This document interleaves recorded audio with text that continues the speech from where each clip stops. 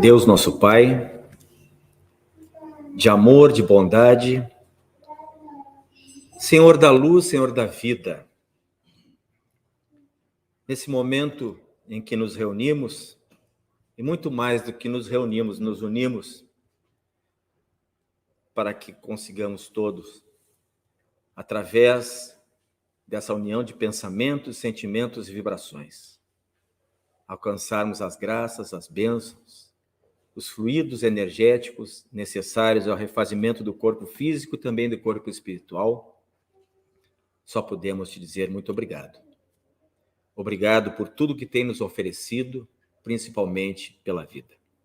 Que a luz e a paz estejam conosco agora e sempre, em todos os momentos, em todos os lugares, em todos os instantes. Muito boa tarde, queridos irmãos, queridos amigos, companheiros. Agradecer por mais uma vez essa oportunidade de estar aqui na Casa do Caminho, essa casa de luz, para que nesses breves momentos em que nós estamos recebendo como um grande presente,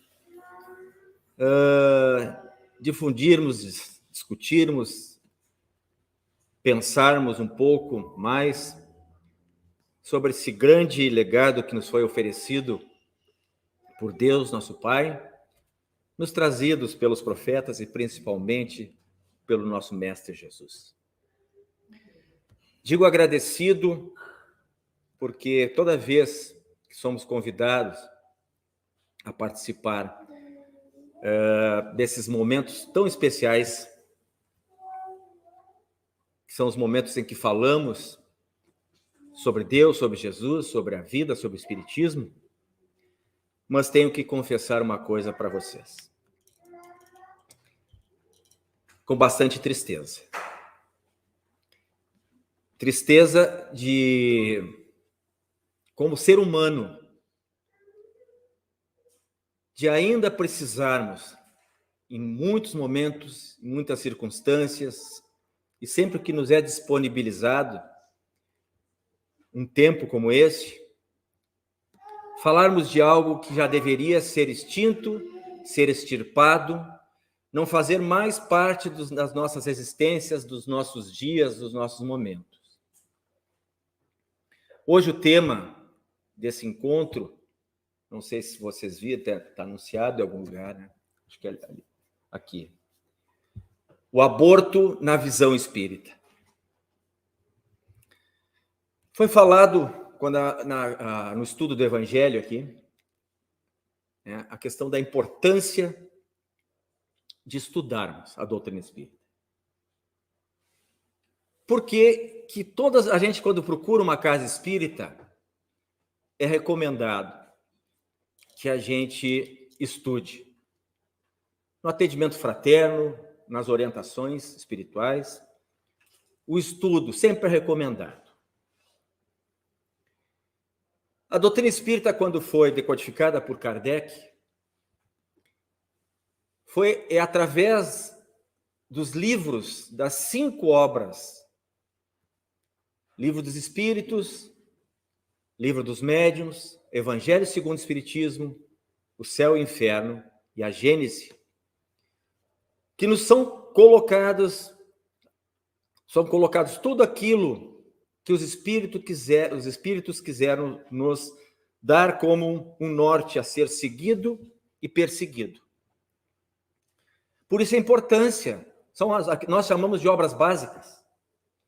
Se são básicas, para que a gente consiga entender os objetivos dessa abençoada doutrina, nós precisamos conhecer, estudar e ir a fundo nesses assuntos que foram trazidos por nós, por Kardec, e colocado à nossa disposição para que alcancemos mais rapidamente a evolução e o crescimento.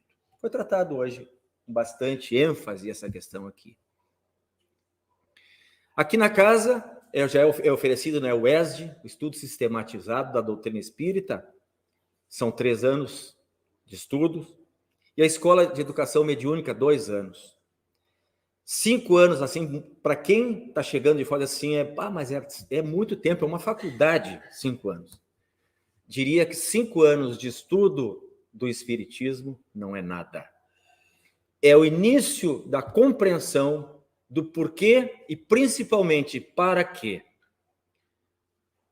nos foram dados de presente essas diretrizes, esses ensinamentos. A doutrina espírita, ela conhece a verdade e a verdade vos libertará. Qual a verdade? Quais as verdades? As verdades pelos quais nós passamos por determinados episódios, determinadas situações, e que libertar de quê? Libertar exatamente das nossas culpas, das nossas dores, dos nossos, aquilo que nós catalogamos como problemas, nos libertar das nossas amarras que nos prendem já há muito tempo, principalmente na parte material. Então, a doutrina espírita ela é esclarecedora e no seu esclarecimento ela também é confortadora e consoladora. Nesses estudos que são propostos sempre, em determinado momento, nós estudamos as 10 leis divinas, também são conhecidas como as leis de Deus, leis naturais. E essas leis, elas são colocadas à disposição da humanidade desde que Deus criou o primeiro espírito há quatrilhões de anos atrás. E servem para todos os seres humanos que habitam o universo. São as mesmas leis, são imutáveis, não são modificadas, porque elas estão impregnadas, elas estão colocadas na nossa consciência. E é em cima dessas leis que a doutrina espírita nos ensina uma coisa que é fundamental de a gente ter alguns pensamentos, algumas atitudes durante as nossas vidas. A doutrina espírita é terminantemente contra a pena de morte. A doutrina espírita é terminantemente contra a eutanásia. A doutrina espírita é terminantemente contra o suicídio. E a doutrina espírita é terminantemente contra e batalha e briga com todas as armas que nós temos, e talvez sejam poucas essas armas ainda, contra o aborto. Só existe uma exceção que é aberta, são os espíritos que nos trazem isso, é quando na gestação a vida da mãe, a vida da mãe corre risco. Então, aí sim admitimos o aborto para que uma das vidas sejam salvas. No livro dos Espíritos, na questão 880, onde fala da lei da justiça, amor e caridade, quando perguntado por Kardec aos Espíritos, qual é o primeiro de todos os direitos do homem? E os Espíritos, objetivamente e com muita clareza, sem muitas, vamos dizer assim, muitas firulas, o direito à vida. Nós todos sem exceção, temos esse direito. Porque só existe uma forma de nós crescermos, de nós evoluirmos, de nós progredirmos, de nós nos tornarmos seres humanos melhores, que é através da reencarnação e das reencarnações. Se nós continuássemos na erraticidade, estaríamos ainda estagnados. Essa oportunidade que nós recebemos de reencarnarmos, de estarmos aqui nesse grande educandário que é o planeta Terra, assim como em outras situações, outros irmãos passaram por outros planetas e progrediram, e que nós estamos recebendo essa oportunidade também de crescer, de evoluir. Então, esse direito é sagrado, é nos dado por Deus, e somente Ele tem o direito de nos tirar. aquilo que ele nos forneceu. No ano 539 antes de Cristo, quando os persas invadiram e dominaram e subjugaram a Babilônia, e quem nunca ouviu falar da Babilônia, seus jardins suspensos, o lugar está entre as 7 maravilhas do mundo antigo, um lugar belíssimo. Talvez dizem muitos que até hoje inigualável em termos de beleza arquitetônica. Uma questão, uma evolução para a época acima do normal, que chamou a atenção de todos e continua até hoje sendo estudado. Mas ali habitavam, talvez até muitos de nós, uma população, um povo muito, muito, muito promíscuo, prostituído, e que quando os persas ali invadiram, e o rei da Pérsia, Ciro, foi comunicado que aos domingos ocorria no grande mercado. O mercado lá funcionava, quem conhece aqui o BRIC, vamos botar um exemplo, o BRIC da Redenção, onde existia venda de produtos dos mais diversos, música ao vivo para divertir as pessoas, comércio de animais, todo tipo de diversão, mas tinha uma diversão que chamou a atenção dos persas e que foi levado a Ciro. Como era um povo que vivia muito, vivia da atitude sexual, das relações sexuais, da promiscuidade, também haviam muitas gestações indesejadas. Então, aos domingos, durante essa feira, as mulheres que não desejavam continuar levando adiante aquelas gravidez, aquelas gestações, iam para o mercado e faziam um aborto para que todos vissem, era uma forma de diversão. Tinha plateia na feitura dos abortos, onde todos se compraziam, riam. Ciro, indignado com essa atitude, decretou que a partir do momento em que ele assumiu o poder, estava proibido tal atitude. E que quem continuasse a praticar estaria sujeito à prisão. Era crime. 539 a.C. Isto faz 2.562 anos, pessoal. Nós, em 1969, já conseguimos chegar na Lua. Hoje nós temos notícia de sondas que já estão em Marte, vasculhando o solo de Marte. Avanço da medicina incrível, fantástico, em todas as áreas. A ciência, um progresso muito grande. Arqueologia, geologia, muito avançado. E eu vou dar dados para vocês agora do dia 18/5/2023, quinta-feira passada agora, às 9 horas da manhã. Esse horário é importante, que todos prestem atenção. Por que eu estou dando um horário às 9 horas da manhã? Desde o início do ano, transcorreram 138 dias, até quinta-feira. Já tinham sido praticados no nosso planeta 16.800.000 abortos. 122.000 abortos por dia. 5.083 abortos por hora. 8 abortos e meio por minuto.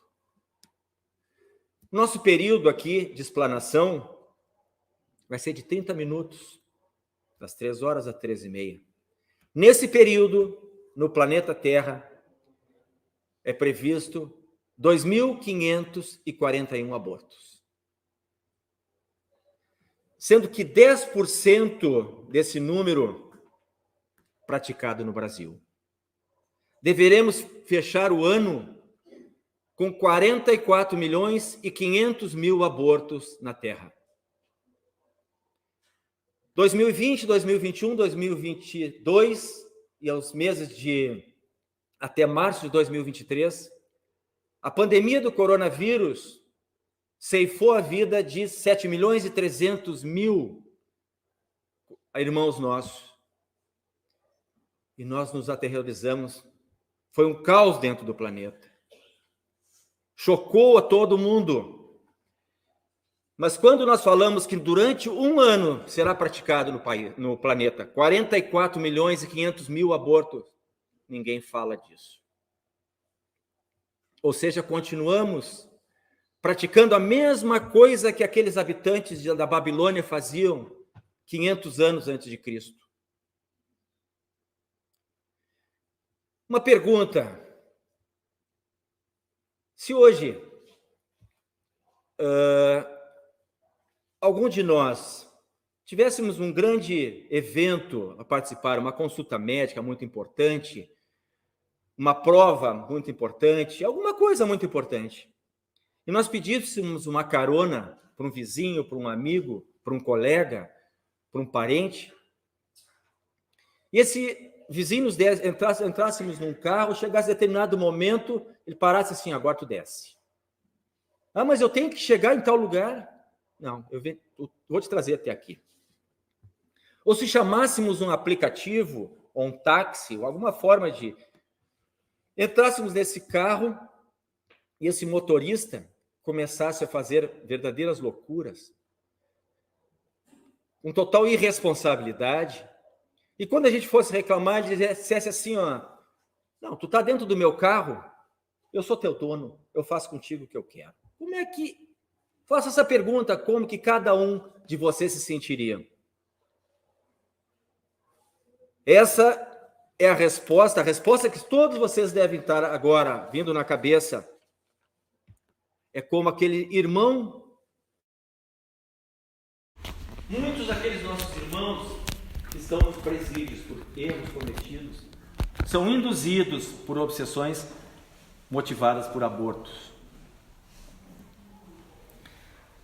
Lá no capítulo, no Livro dos Espíritos, capítulo 7, da questão 344 a 360, são 16 questões, onde fala do retorno à vida corporal, união entre o corpo e a alma e o corpo. 16 questões são tratadas exclusivamente pelos Espíritos, nos trazendo a visão das consequências do aborto. Olha a importância que isso tem na nossa vida. Fantástico. Os números estão aí para provar. Aí diz assim: mas o aborto quem comete é a mulher. Talvez a mais responsável, porque tem o poder de dizer não, mesmo se sentindo abandonada, sozinha, mas carrega no seu ventre. As consequências para a mulher são muito maiores do que para os homens. Ajustes fantásticos psicossomáticos. O desequilíbrio do centro genésico responsável pela reprodução se desorganiza totalmente. Eu e aquela moça ali trabalhamos muitos anos na Casa Bezerra de Menezes, no apoio a pais gestantes. Em muitas situações, muitos casos, chegavam casais com uma dificuldade incrível de gestar.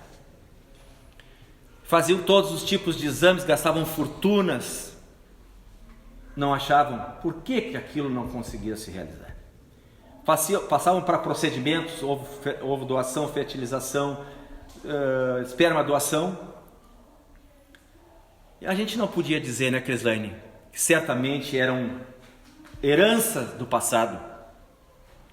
E eu lembro de um caso de uma menina que um dia chegou e disse que estava casada e que esse marido que gostaria de ter um filho, e ela não estava conseguindo gestar, já tinha feito toda uma família riquíssima de Porto Alegre. Todos os recursos foram gastos, foram tentados, não conseguiam engravidar.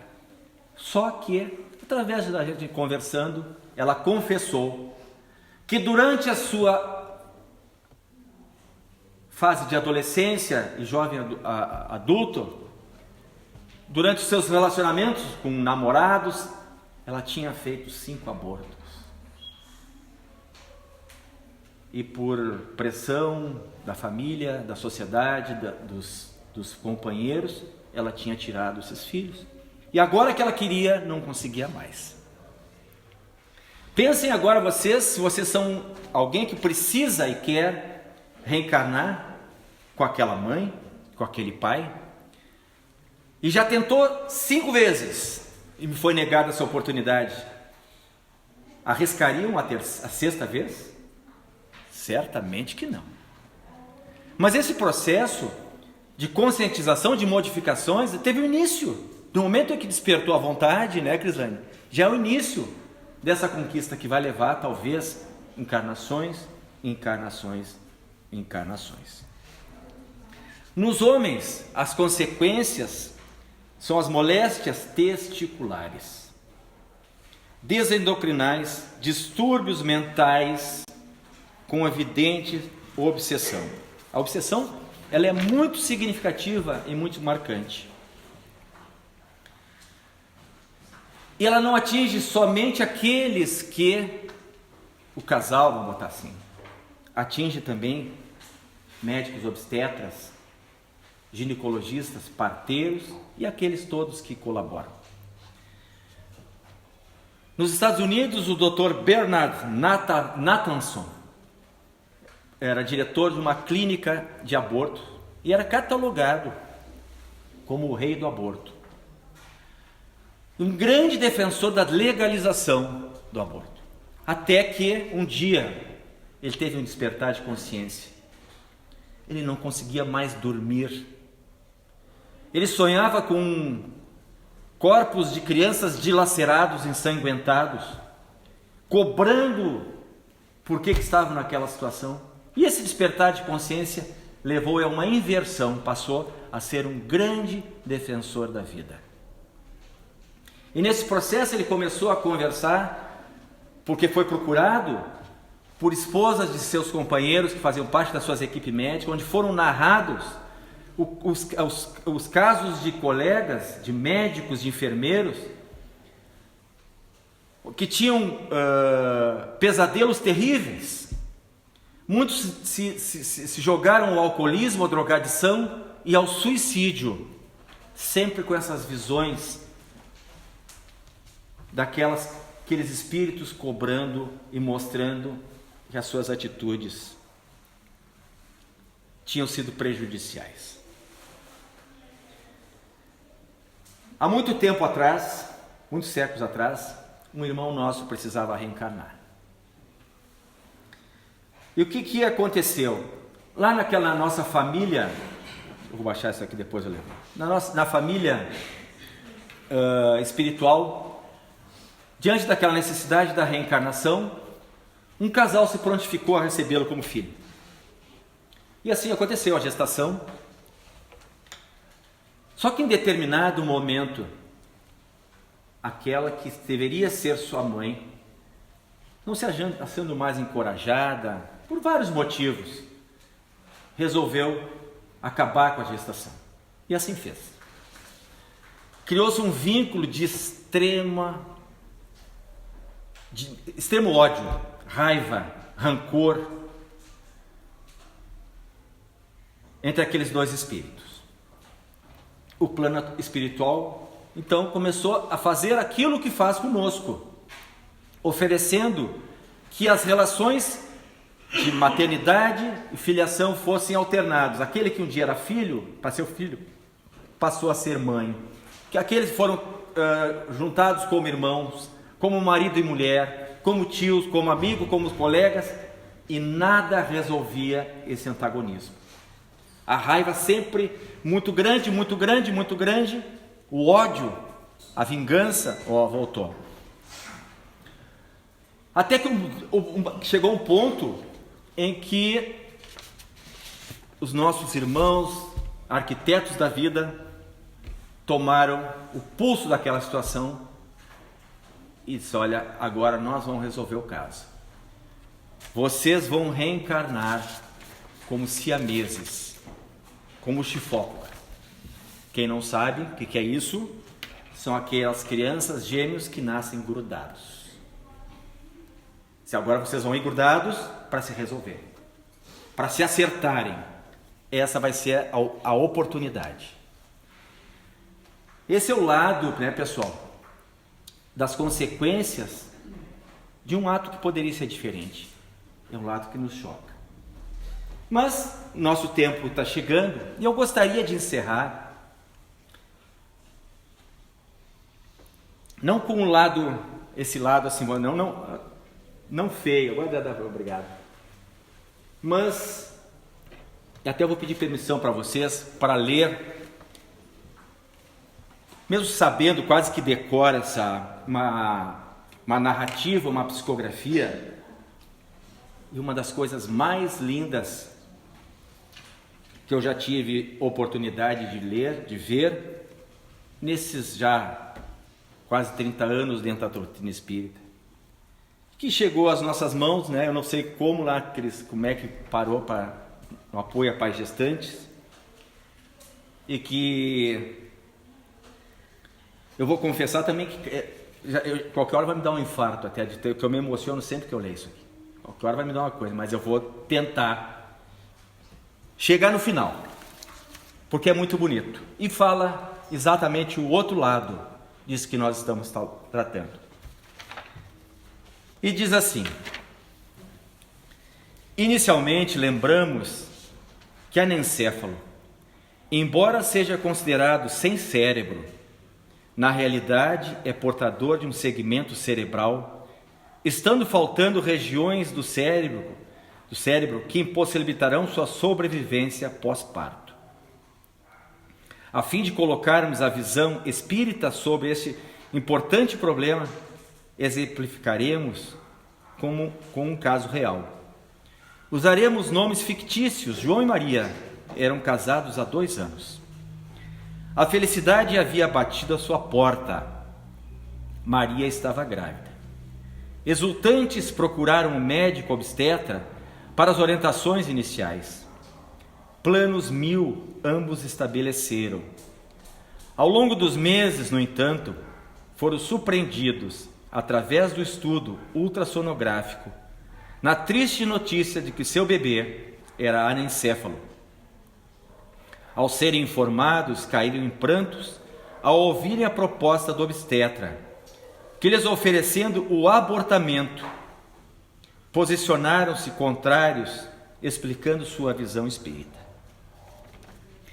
Trata de um ser humano que renasce precisando de muito amor e amparo. Nós estaremos com o nosso filho até quando nos for permitido.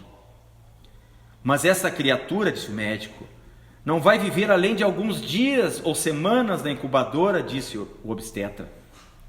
Estamos cientes, mas até lá seremos seus pais. Guardavam também secretamente a esperança de que houvesse algum equívoco no diagnóstico que lhes proporcionasse um filho saudável. Durante 9 meses, dialogaram com seu bebê intraútero. Disseram quanto o amavam. Realizaram semanalmente a reunião do Evangelho no Lar, a importância do Evangelho no Lar, observem isso, solicitando aos mentores a proteção e amparo ao ser que reencarnava. Chegara o grande momento. Em trabalho de parto, Maria adentra a maternidade com um misto de esperança e angústia. A criança nasce, o pai, ao ver o filho, sofre profundo impacto emocional, tendo uma crise de lopotimia. O bebê anencéfalo sobrevive na incubadora com oxigênio 84 horas. Há um triste retorno ao lar. Passam-se aproximadamente 2 anos de pranteado evento. João e Maria, trabalhadores do Instituto de Cultura Espírita de sua cidade, frequentavam na mencionada instituição reunião mediúnica, quando um médico em desdobramento consciente informa ao coordenador do grupo: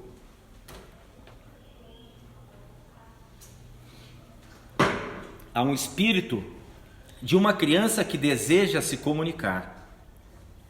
Que os médios facilitem o transe psicofônico para atendermos, responde o dirigente.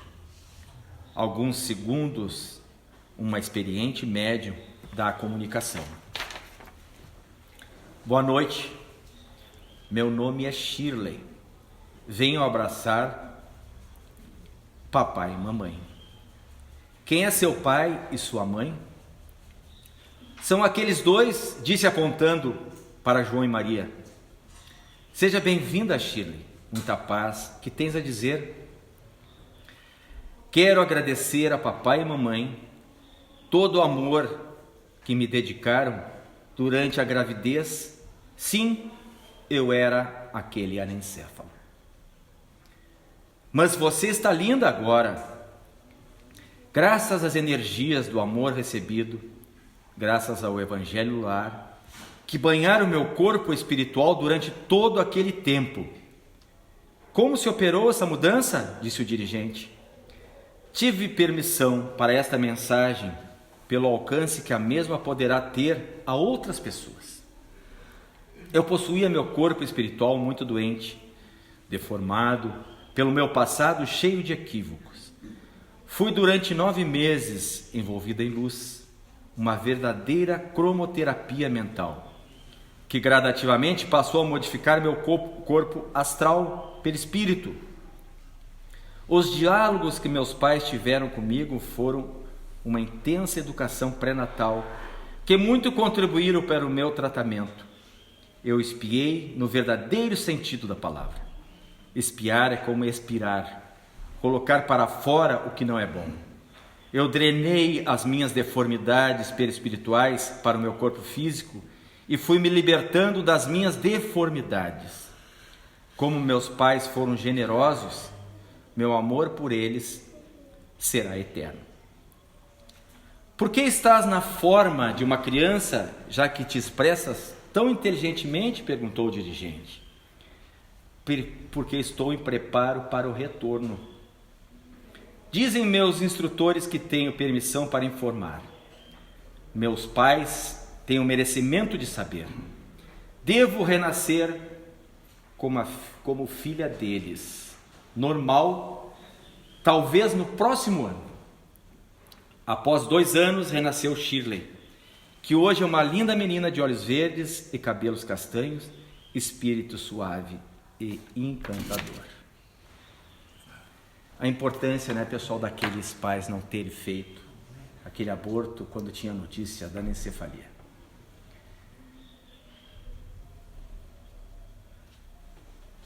Pessoal,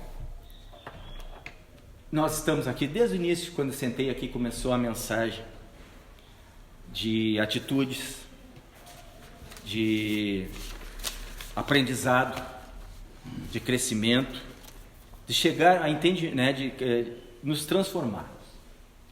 E nós que nos catalogamos como espírita, devemos levantar essa bandeira o mais alto que conseguirmos, com a maior força que pudermos, não tendo vergonha nem medo de agirmos diante daqueles que são muitas vezes nossos conhecidos, nossos amigos, nossos vizinhos, e até muitas vezes estranhos, dizendo definitivamente não ao aborto. Que a luz e a paz do Cristo estejam conosco agora e sempre, graças a Deus. Que assim seja.